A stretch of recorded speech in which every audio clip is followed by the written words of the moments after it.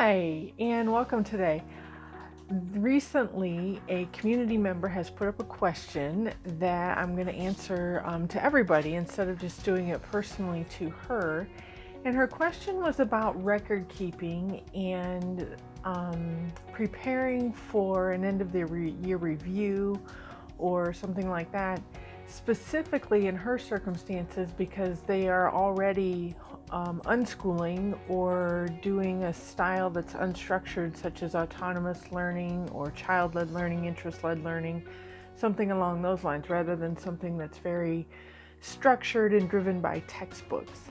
This is a really great question because it comes up quite often in various forms. And so the first thing that we need to address is knowing what the law requires where you live.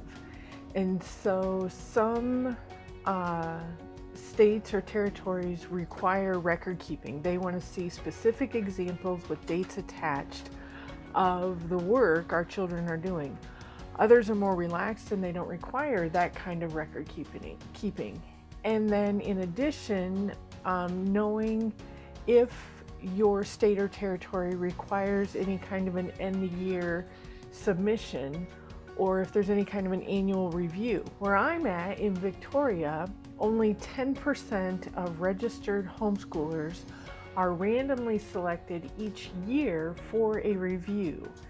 And we don't have any requirements for record keeping at all. So ours is really simple. Other states require samples of the children's work. Some states require a submission of a portfolio at the end of the year, or it can be different things. You really need to learn what's required where you live. And then you need to do what you need to do to meet those requirements.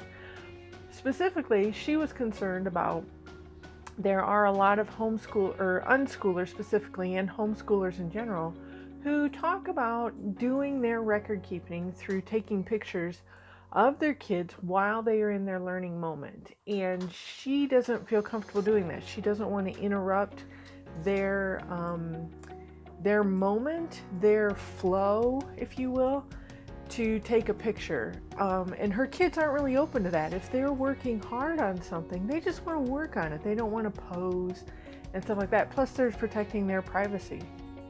You have to work with that. You have to find what works for you and your children. And it may be the photographs don't work. If you're required to keep some kind of a record, the record may end up being you writing 2 or 3 sentences about what happened, along with taking a photo of the final project. Whatever. There can be thousands of different interpretations of how to do record keeping. So you have to find what works that meets your state or territory's requirements and what works for your family.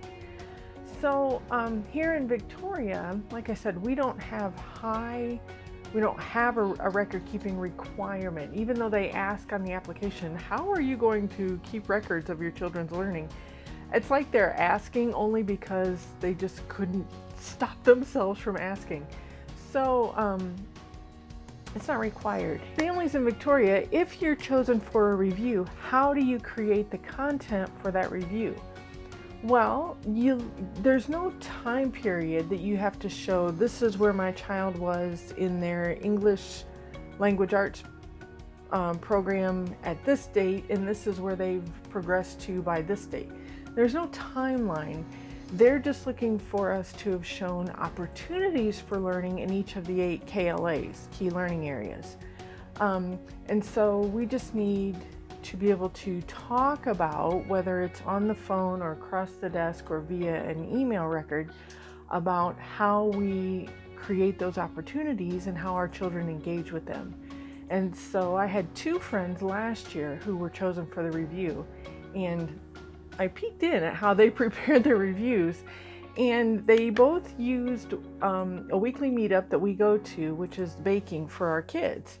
And out of that baking experience, they each talked, they each did it in their own way, but they talked about what all the activity entails. And so, for example, at the baking, the kids we would talk with them about the history of the recipes. Some of them were family history recipes that had a family history to them, keeping in mind that we've got people in this baking club from Australia, the United States, and the Netherlands, and Sweden. And so we had a wide variety of cultural and geographical things to talk about within the context of this recipe.